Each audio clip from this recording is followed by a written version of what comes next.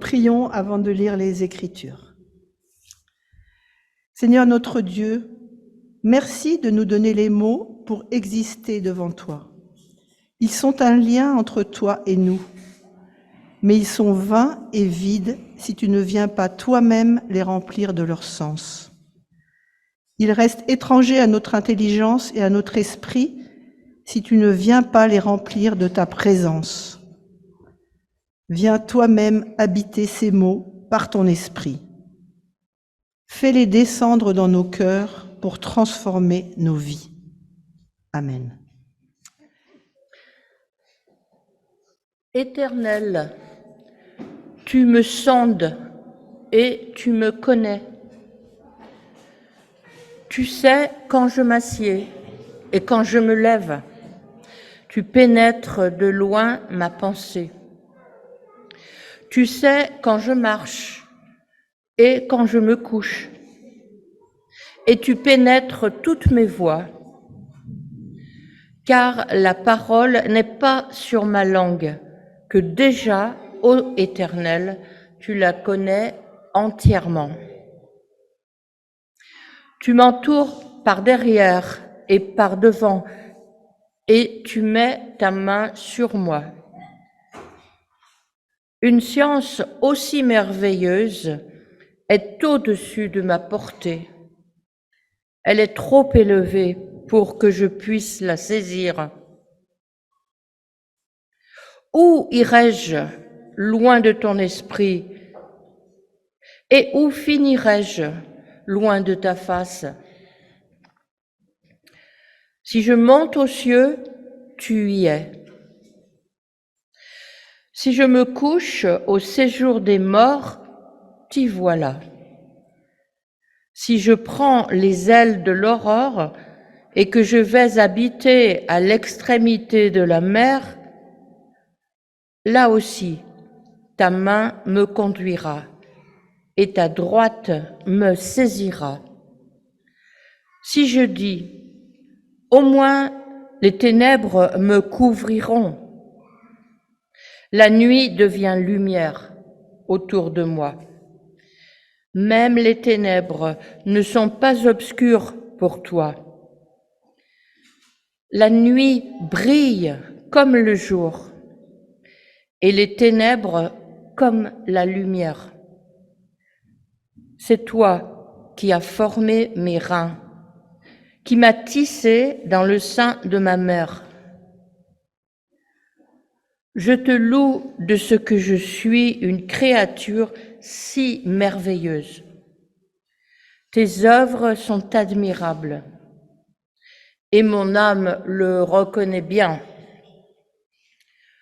Mon corps n'était point caché devant toi lorsque j'ai été fait dans un lieu secret, tissé dans les profondeurs de la terre. Quand je n'étais qu'une masse informe, tes yeux me voyaient, et sur ton livre étaient tous inscrits les jours qui m'étaient destinés, avant qu'aucun d'eux n'existât. Que tes pensées, ô Dieu, me semblent impénétrables, que le nombre en est grand. Si je les compte, elles sont plus nombreuses que les grains de sable. Je m'éveille et je suis. Il y avait un homme malade. C'était Lazare de Béthanie, le village de Marie et de sa sœur Marthe. Il s'agit de cette même Marie qui avait oint le Seigneur d'une huile parfumée et lui avait essuyé les pieds avec ses cheveux. C'était son frère Lazare qui était malade. Les sœurs envoyèrent dire à Jésus, « Seigneur, celui que tu aimes est malade. » Dès qu'il l'apprit, Jésus dit, « Cette maladie n'aboutira pas à la mort, elle servira à la gloire de Dieu. C'est par elle que le Fils de Dieu doit être glorifié. » Or, Jésus aimait Marthe et sa sœur et Lazare.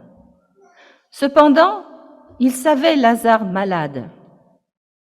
Il demeura 2 jours encore à l'endroit où il se trouvait. Après quoi seulement, il dit aux disciples, « Retournons en Judée. » Les disciples lui dirent, « Rabbi, tout récemment encore les Juifs cherchaient à te lapider, et tu veux retourner là-bas ?» Jésus répondit, « N'y a-t-il pas 12 heures de jour? Si quelqu'un marche de jour, il ne trébuche pas, parce qu'il voit la lumière de ce jour. Mais si quelqu'un marche de nuit, il trébuche, parce que la lumière n'est pas en lui. » Après avoir prononcé ces paroles, il ajouta, « Notre ami Lazare s'est endormi, mais je vais le réveiller. » Les disciples lui dirent donc, « Seigneur, s'il s'est endormi, il sera sauvé. » En fait, Jésus avait voulu parler de la mort de Lazare, alors qu'ils se figuraient, eux, qu'il parlait de l'assoupissement du sommeil. Jésus leur dit alors ouvertement, « Lazare est mort, et je suis heureux pour vous de n'avoir pas été là, afin que vous croyiez. Mais allons à lui. » Alors Thomas, celui qu'on appelle Didyme, dit aux autres disciples, « Allons nous aussi, et mourons avec lui. » À son arrivée, Jésus trouva Lazare au tombeau. Il y était déjà depuis 4 jours. Comme Béthanie est distante de Jérusalem d'environ 15 stades, beaucoup de Juifs étaient venus chez Marthe et Marie pour les consoler au sujet de leur frère. Lorsque Marthe apprit que Jésus arrivait, elle alla au-devant de lui, tandis que Marie était assise dans la maison. Marthe dit à Jésus, « Seigneur, si tu avais été ici, mon frère ne serait pas mort. Mais maintenant encore, je sais que tout ce que tu demanderas à Dieu, Dieu te le donnera. » Jésus lui dit, « Ton frère ressuscitera. »« Je sais, répondit-elle, qu'il ressuscitera lors de la résurrection au dernier jour. » Jésus lui dit, « Je suis la résurrection et la vie. Celui qui croit en moi, même s'il meurt, vivra. Et quiconque vit et croit en moi ne mourra jamais. Crois-tu cela ? » « Oui, Seigneur, répondit-elle. Je crois que tu es le Christ, le Fils de Dieu, celui qui vient dans le monde. » Là-dessus, elle partit appeler sa sœur Marie et lui dit tout bas, « Le Maître est là et il t'appelle. » À ces mots, Marie se leva immédiatement et alla vers lui. Écoute Israël, le Seigneur est notre Dieu, le Seigneur est un. Écoute Israël, le Seigneur est notre Dieu, le Seigneur est un. Écoute Israël, le Seigneur est notre Dieu, le Seigneur est un. Écoute Israël, le Seigneur est notre Dieu, le Seigneur est un. Alors nous avons vu avec le psaume que le Dieu auquel nous croyons est un Dieu personnel, toujours présent au fond de chacune et chacun de nous. Nous allons découvrir ici une illustration du fait que la rencontre avec le Christ se fait dans un face-à-face. L'hébreu dit « pé al pé », bouche à bouche, à propos de la rencontre de Dieu avec Moïse. C'est ainsi que Jésus va s'adresser à Marthe pour montrer ce qu'il peut réaliser avec nous si nous l'accueillons dans une relation de confiance et d'amitié. Autrement dit, si nous acceptons de croire en lui. Dans l'évangile de Jean, au début du chapitre 11, nous avons vu que Jésus se trouve loin de Jérusalem, où il est recherché par le grand prêtre. Mais ses amis, Marthe et Marie, l'ont fait appeler à l'aide tout près de ce lieu dangereux pour lui, à Béthanie, car leur frère Lazare est mourant. Tout d'abord, Jésus, nous avons vu que bien qu'alerté, ne se précipite pas. Il arrive même 4 jours après le décès de Lazare, comme le lui fait constater Marthe, venue à sa rencontre. En chemin, un dialogue s'engage entre Marthe et Jésus sur le sens de la foi. Il faut remarquer que le thème du croire est central dans l'évangile de Jean. Il a déjà fait l'objet de plusieurs enseignements de Jésus et le cycle précédent s'est achevé sur ce sujet non abouti. Il est donc important d'approfondir ce que se disent Jésus et Marthe, puis comment Marie va poursuivre l'échange avec eux. Au terme de ce dialogue, Jésus, négligeant la colère qu'il va susciter chez les prêtres et les pharisiens, va accomplir son dernier signe, il va réveiller Lazare. Alors un premier point est à repérer. Comme lors du premier signe à Cana, Jésus ne semble pas être à l'initiative de l'événement qui le met en mouvement. À Béthanie, ce n'est plus sa mère qui le sollicite comme à Cana, mais d'autres femmes dont il est proche. Et tout se passe comme si le caractère affectif devait jouer un rôle moteur dans son action. Ce sont ici les liens d'amitié qui sont soulignés à plusieurs reprises. Il importe alors d'analyser la spécificité de cette médiation qu'est l'amitié. D'abord, elle incite Jésus à effectuer un saut qualitatif dans son parcours. Il sait qu'en accédant à la demande des 2 sœurs, au service de la vie de leur frère, il engage sa propre vie. Mais la demande de ses amis va lui servir de support à une révélation christologique sans équivalent. Et le fait que l'affectivité entre en considération dans la mise en place d'un signe signifie peut-être l'importance accordée par Jésus à la dimension holistique des individus. Ce que je veux dire par là, c'est qu'il rencontre chacun dans sa part biologique, psychologique, sociale, comme si le singulier était le chemin privilégié vers l'universel. Par l'affection maternelle à Cana, amicale ici, Jésus accueille celui ou celle qui le sollicite en validant ce chemin personnel. Et c'est peut-être pour lui un outil didactique qui permettra de reconnaître en l'autre ce prochain aimé et, par cette affection réciproque, la présence du tout autre qui veut se révéler. C'est peut-être pour cela que le texte nous invite à repérer la qualité des liens que Jésus entretient avec les membres de cette famille de Béthanie. À cet effet, il n'est pas certain qu'il faille interpréter le choix des verbes aimer utilisés dans ces premiers versets comme de simples effets de style pour éviter une répétition. Il joue sur les différents mots, les différents sens du verbe aimer, qui se dit soit philéo, soit agapao en grec.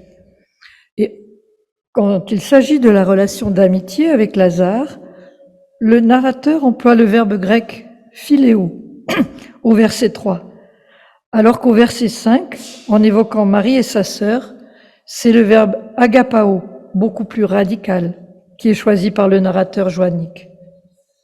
Or, la terminologie chez Jean n'est jamais anodine.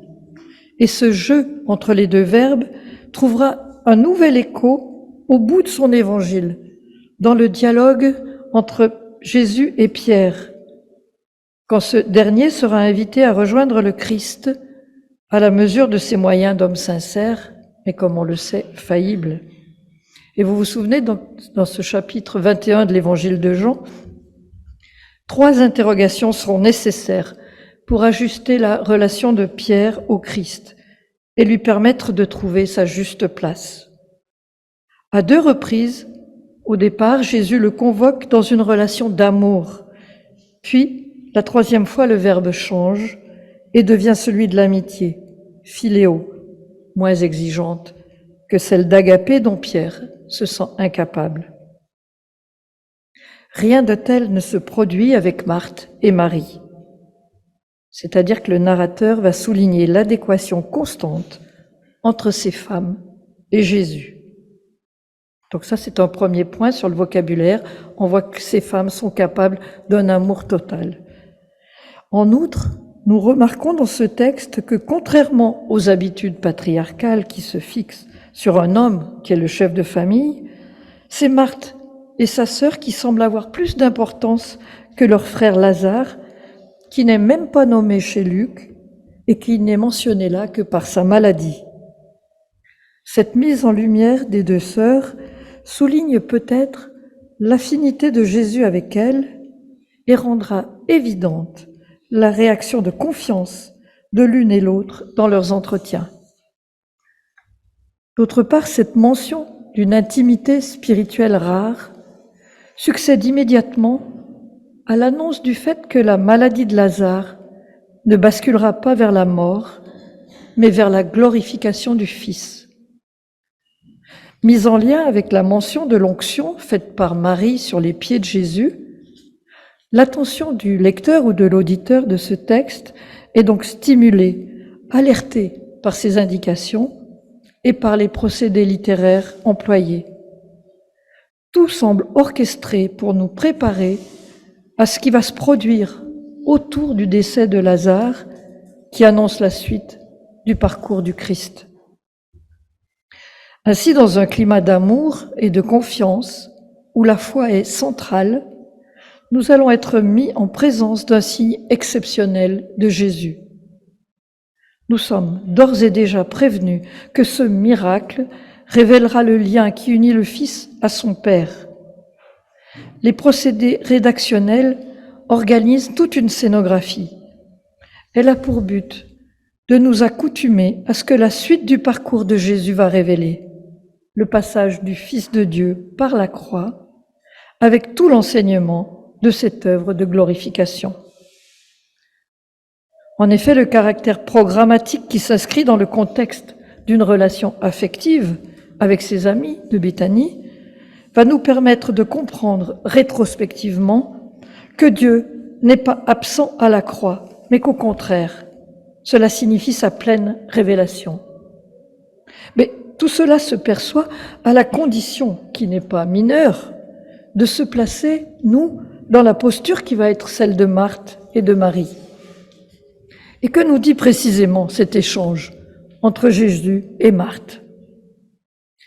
L'exigence d'absolu se manifeste d'emblée avec Marthe, qui va opérer un acte immédiat de foi en Jésus, Fils de Dieu. Nous avons vu que ce niveau supérieur de relation est illustré par le verbe agapao dans le verset « Or Jésus aimait Marthe et sa sœur » et Lazare, où Lazare n'apparaît finalement qu'en toute dernière position. Nous sommes sans doute face à un rééquilibrage délibéré de Jésus. La valorisation des femmes qu'il opère ici se retrouvera dans son apparition à la Magdaléenne lors de la résurrection.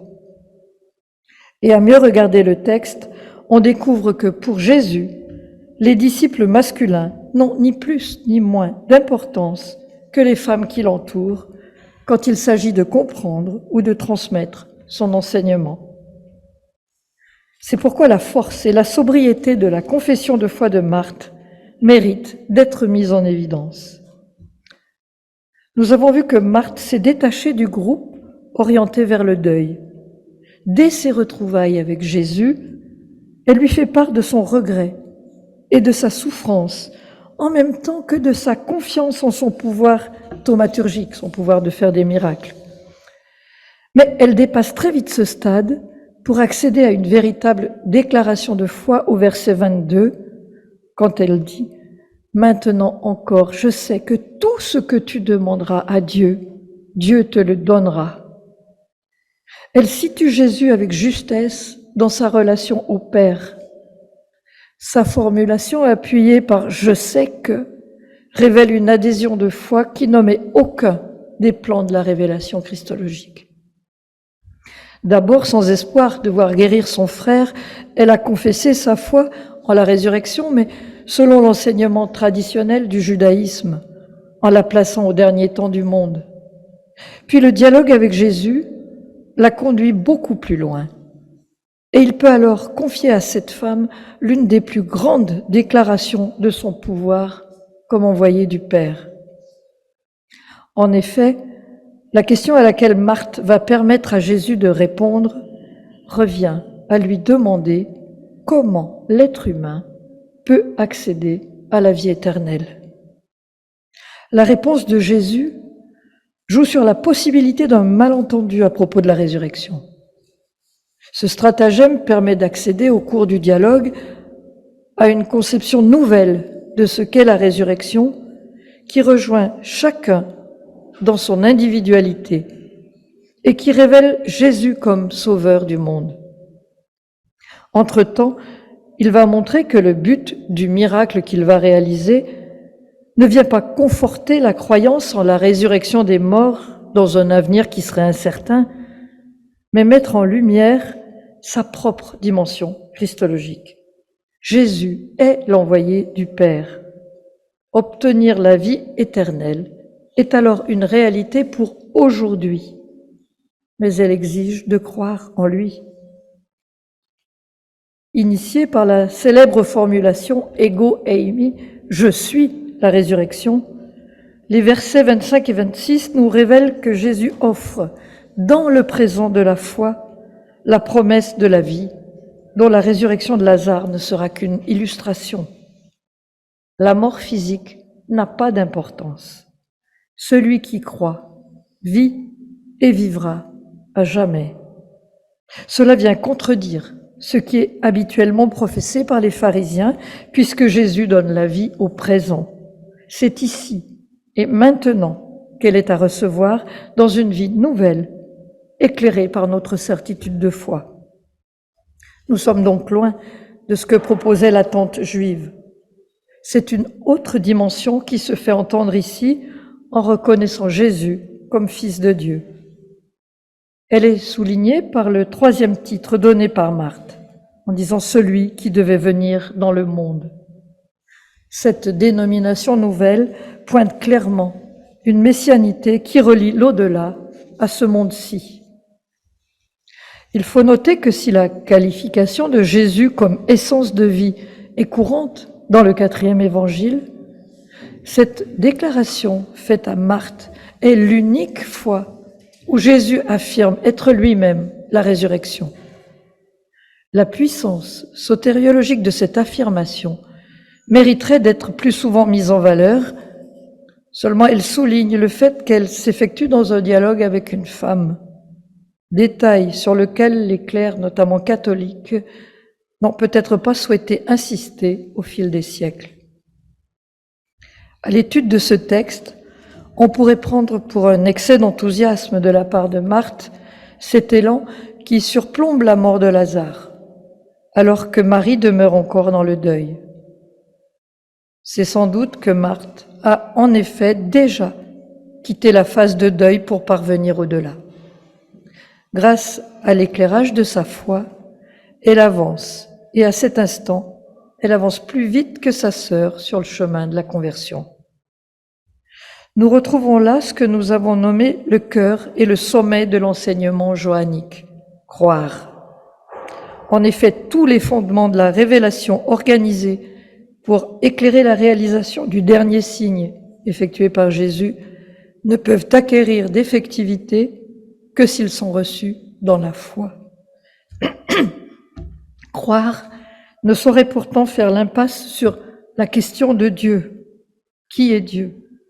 Or, cette question prend toujours une forme un peu vertigineuse pour chacun de nous.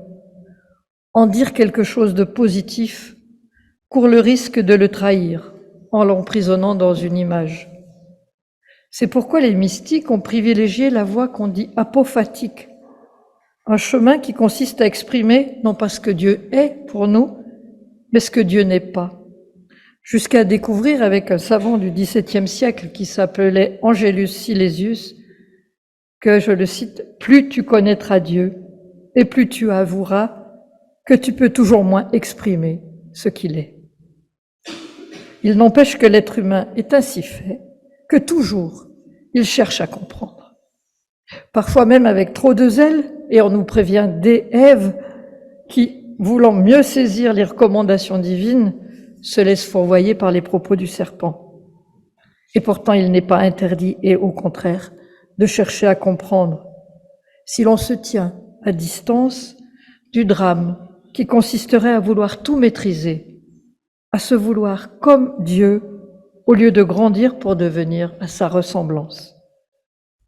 Alors pour grandir vers lui, notre mission n'est-elle pas de partager l'Évangile dans l'amitié comme l'a fait Marthe? L'amitié, c'est l'attitude de l'écoute, de l'attention respectueuse et aimante. Pour se comporter ainsi dans la foi, il suffit peut-être de reconnaître le Christ comme celui qui se veut notre ami et qui, par amour, nous sauve. Cet acte de foi permet d'avoir confiance en nous d'abord, et donc de trouver en nous la force de porter vers nos sœurs et nos frères le dynamisme d'une amitié qui ne laisse personne sur le bord du chemin. Pour l'expliquer, le pape François renversait un verset du chapitre 3 de l'Apocalypse qui dit « Je me tiens à la porte et je frappe ». Le pape retourne la situation et dit « Mais Jésus continue à frapper. Il frappe à la porte, mais de l'intérieur, pour que nous le laissions sortir. » Autrement dit, il nous invite à aller vers celles et ceux que l'on rejette sur les marges, au lieu de les considérer comme nos amis. Et je propose qu'effectivement, on vive à fond cette sororité, cette fraternité. Autrement dit, avec un mot très joli, que nous vivions notre adelphité, par-delà tous les freins, ceux de l'ambition, ceux de la peur ou ceux simplement de la timidité. Et comme Marthe et Marie, osons appeler Jésus et assurer qu'il nous entend, tentons de nous aimer les uns les autres pour nous réveiller mutuellement de toute la morosité ambiante.